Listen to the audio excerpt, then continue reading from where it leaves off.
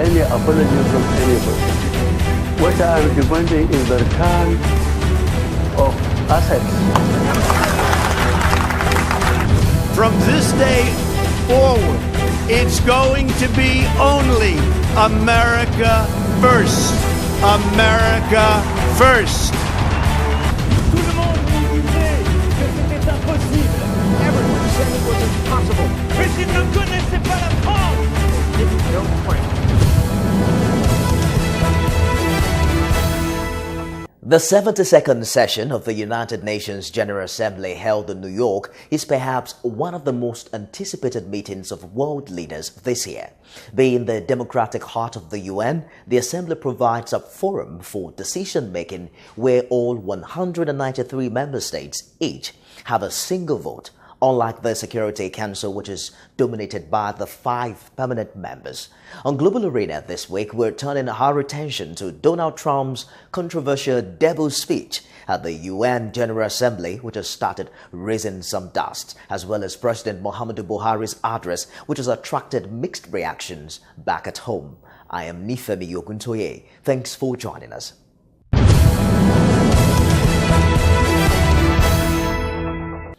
Welcome back. It was Donald Trump's debut appearance at the United Nations General Assembly, an organization he had sharply criticized as presidential candidate. His speech, no doubt, was one of the most anticipated on the hunger agenda in New York.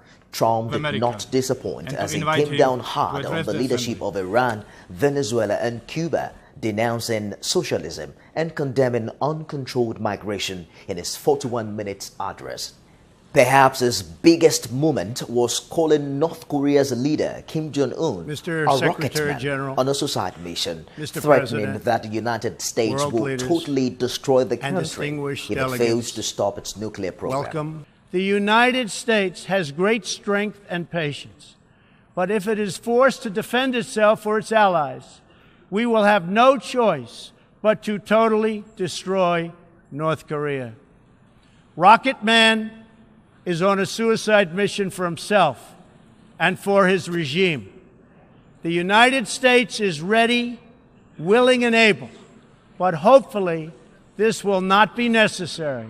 That's what the United Nations is all about. As the U.S. president's speech progressed, cameras pictured 2 empty chairs of the Democratic People's Republic of Korea and a member of the reigning delegation wearing a stern look as Trump described the Iran deal, the worst and most one-sided transaction the United States has ever entered into. The same look was shared by members of the delegation from Venezuela, South Korea, Russia and Turkey as Trump described the Venezuelan socialist leadership under President Nicolas Maduro as a corrupt regime that has destroyed a prosperous nation. However, the Israeli Prime Minister Benjamin Netanyahu and his wife Sarah Netanyahu, as well as the country's ambassador to the United Nations Danny Danon, were all smiles, with Netanyahu later saying he had never heard a bolder or more courageous speech in his time at the UN. Others who have reacted is Iranian Foreign Affairs Minister Javad Zarif, who said on Twitter that Trump's ignorant speech belongs in medieval times, not the 21st century UN. Venezuelan Foreign Minister George Arieza, also under attack, rejected what they called threats. We do not accept threats from President Trump or whomever in this world. We are a people of peace. Meanwhile, President Muhammadu Buhari, in his address to the United Nations General Assembly, has reiterated his faith in democracy and good governance while urging diplomatic efforts in resolving the North Korea crisis. The most pressing threat to international peace and security today is the accelerated nuclear weapons development program by North Korea. Since the Cuban Missile Crisis of 1962, we have never come so close to the threat of nuclear war as we have now. Mr. President, Nigeria proposes a strong United Nations delegation to urgently engage the North Korean leader. The delegation, led by the Security Council, should include members from all the regions. The crisis in the Korean Peninsula underscores the urgency for all member states, guided by the spirit of enthroning a safer and more peaceful world, to ratify without delay the treaty prohibiting nuclear weapons, which will be open for signature here tomorrow. We're joined now by a renowned scholar of international affairs and former Director General of the Nigerian Institute of International Affairs, NIA, Professor Bola Akinterinwa, who sheds more light on these developments in an exclusive interview.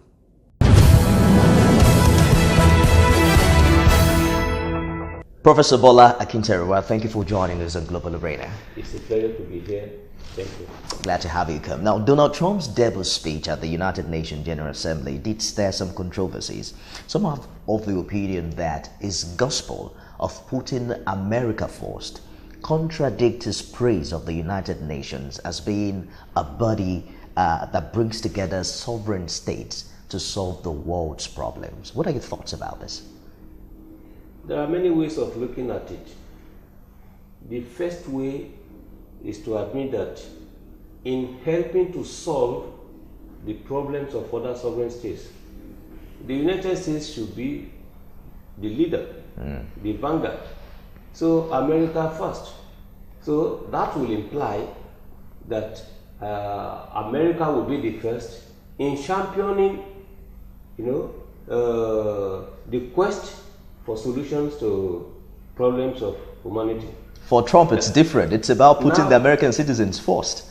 Yes. Now, another way of not looking at it is that in the quest for solutions to problems of humanity, we must first of all give emphasis to the problems of the United States.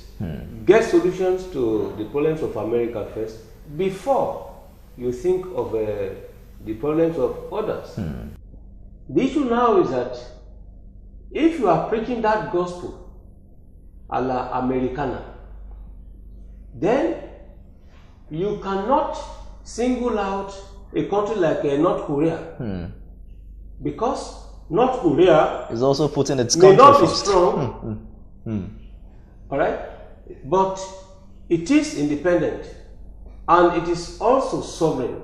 Okay. It is on the basis of that sovereignty that North Korea was admitted as a member nation of the United Nations. Well, now Trump told the assembly that America would destroy North Korea if forced to defend itself or its allies. Now, for years now, we've seen countries showcase their nuclear might, but for the past 60 years thereabout, none has really attacked another using that weapon. Do you consider Trump's statement as another empty threat? You see, in international relations, history has taught us that there are wars you plan for, you prepare for, but there are also wars that are imposed on you. Again, there are wars that can be described as preventive. Okay. But most unfortunately, people often miscalculate.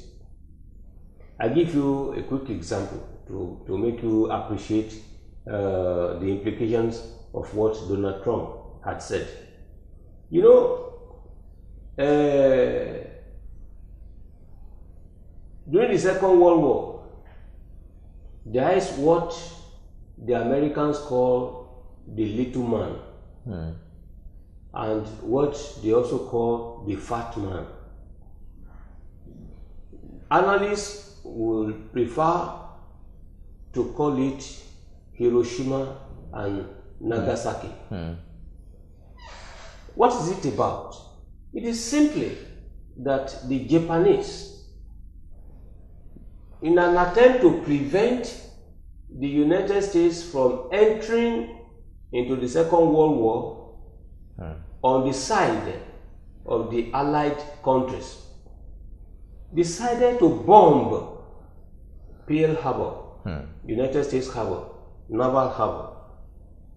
The strategic calculation of the Japanese was that if they could destroy in a devastating manner it would take the United States at least 6 months before they will be able to reconstitute and put their together vessels and then enter into the war in support on the side of the allied powers, that is the Western countries. That's right. Basically, the United States, France, the United Kingdom, and so on and so forth.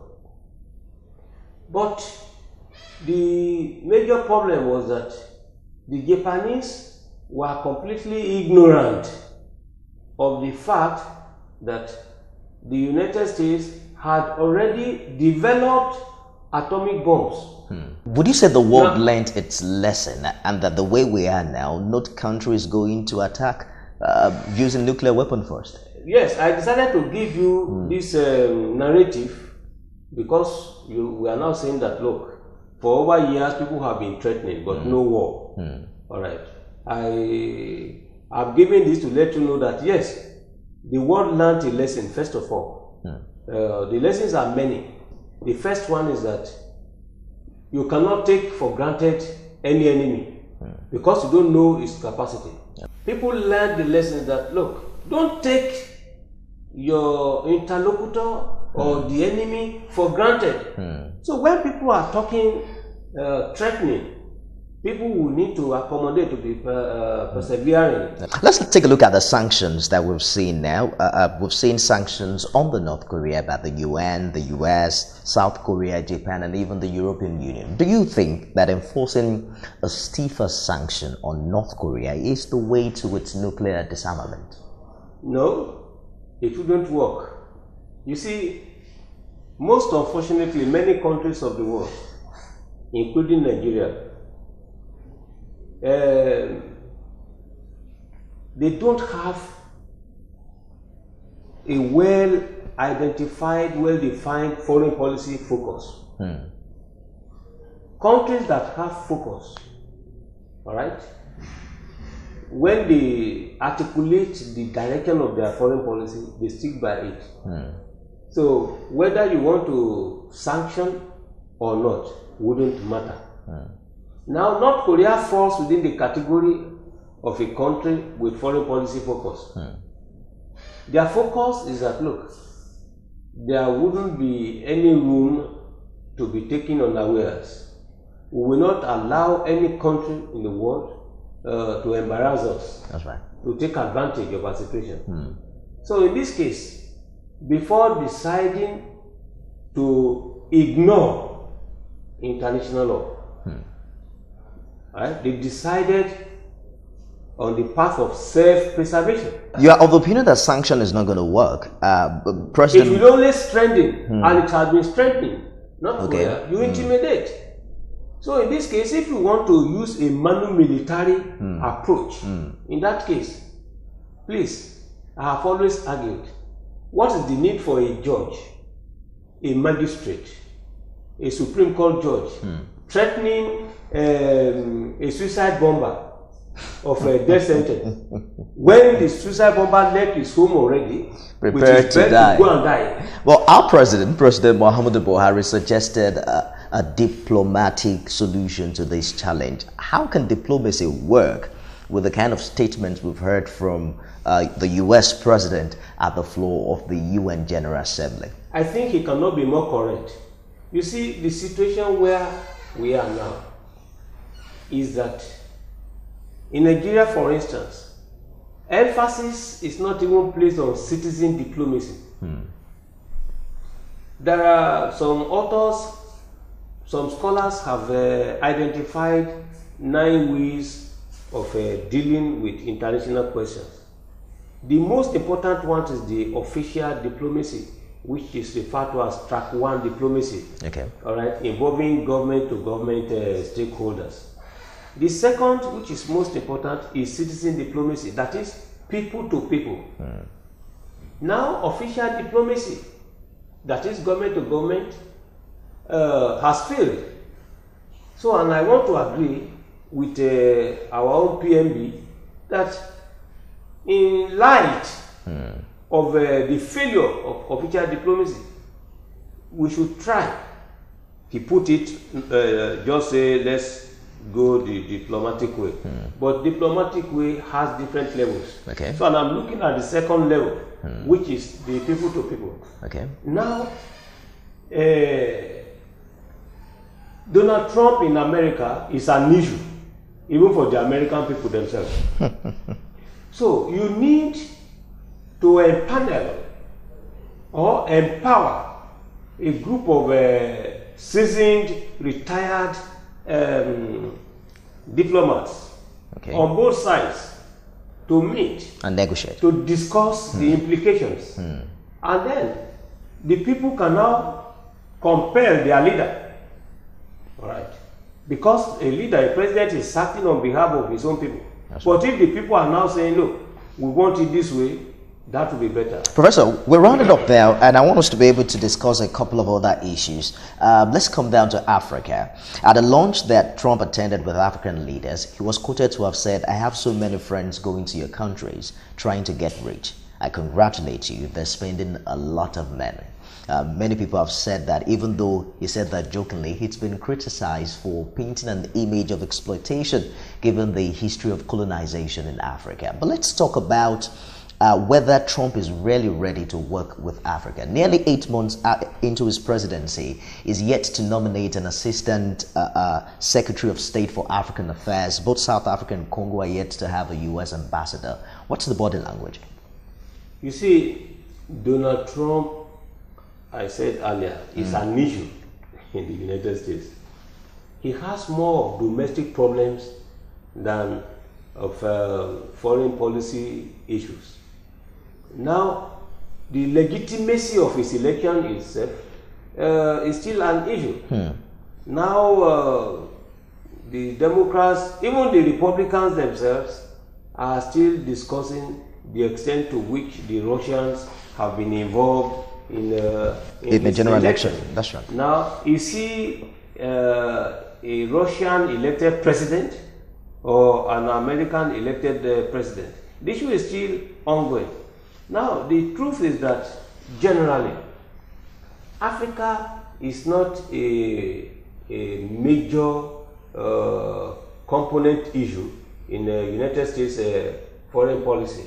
You know, as of today now, the preoccupation of the United States is more about Syria, all right? It's more about North Korea. It's more about China.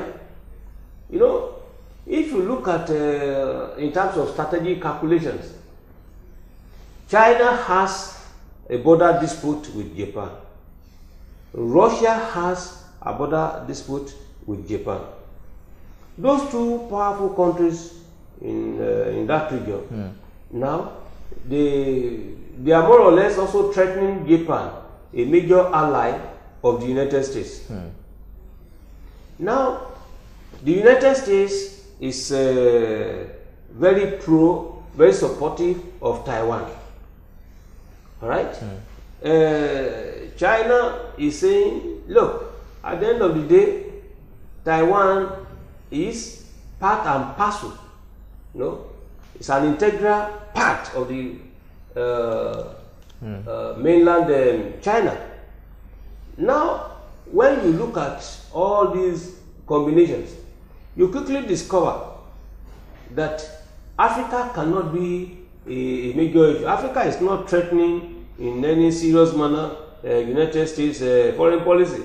So giving it attention may not be a big deal. And the priority for them. Now let's wrap this up with President Muhammadu Buhari's speech at the General Assembly. While some describe it as inspiring, restoring Nigeria's position as an important player in foreign affairs, some have said that his position at best are hypocritical. He made mention of the persecution of Muslim Rohingyas in Myanmar. Some people are saying that that's exactly what's happening to Elsa Zazaki, who's been freed by the court but who's still in prison. He did not also mention about the agitation for secession that is happening back at home, even though the federal government at some point said that some international communities have supported the pro-Biafra agitators. What exactly would you say is your reaction to the president's speech? You see, the president's speech can be seen very differently. All those that have commented are justified in the reasons they have given. But the position that President Buhari had taken there is also justifiable. The issue is that at the United Nations level, what is a debate?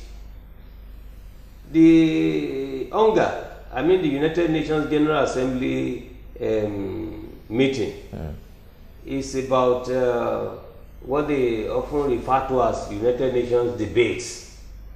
But a debate can take the form of for and against. You argue in favor of an argument, or you are arguing against it. The other meaning of debate is every country comes there and share its worldview on international questions. All right. So in this case, you don't expect nobody will respond to you or disagree with you. You just say it. You just express your concerns. So what Buhari had done at the UN is to look at what he considers salient. All right.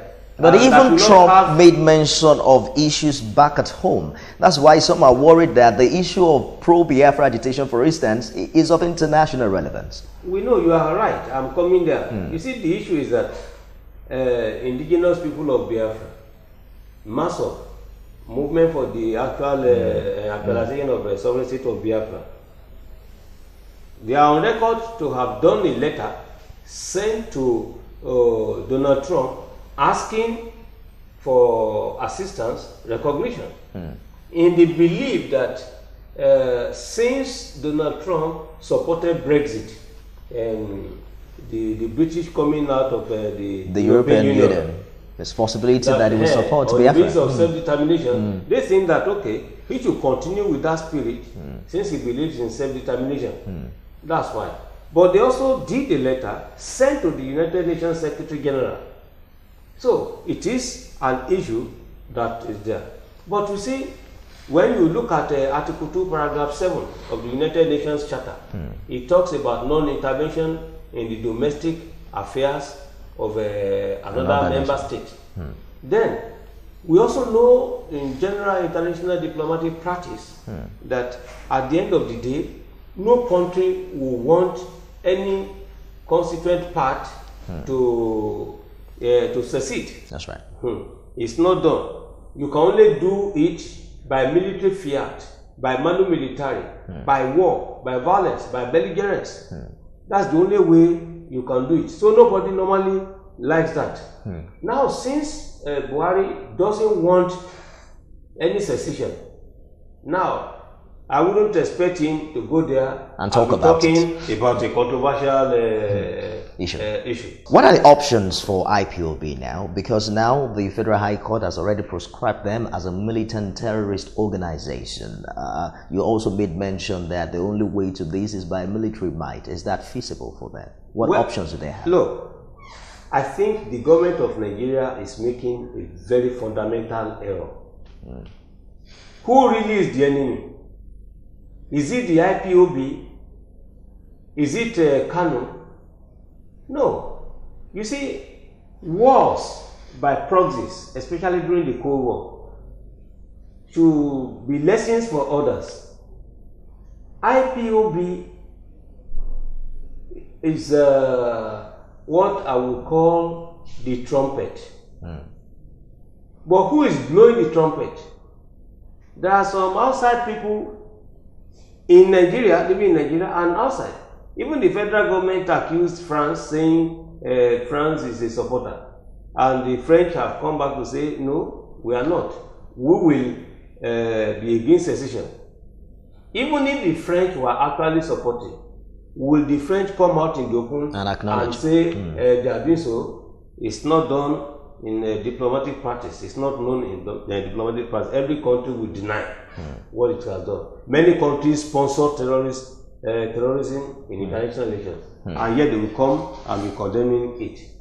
Now, the issue in terms of way out is that for as long as the Nigerian policymakers do not even know the strength, all right, of IPOB, they should not quickly think that they can engage in any war with either MASWAP or IPOB. The reason, number one, you have a theater, the Boko Haramism theater. Boko Haram is a theater in itself, which is in far northeast. Now, you also have now the issue of IPOB in the southeast. Nigeria will find it difficult to do battle in different fields. Secondly, IPOB said the proscription by the law court is not the big deal, that they will come back stronger. Thirdly, opinion is divided on the proscription. So conclusively, can the IPOB fight back? Will they be able to respond to Python dance to use that one, quote and unquote? The issue is this: the people you are fighting is not necessarily IPOB. Many countries want Nigeria to be weakened. Nigeria is too powerful to the liking of some countries in the world. Nigeria is the only one coming into the open to challenge the powers, the policies of the great powers. That's right. And they don't want a situation of order and counter-order amounting to disorder. Professor Bola Akinterinwa, thank you very much for joining us today on Global Arena. Thank you. Glad to have you come.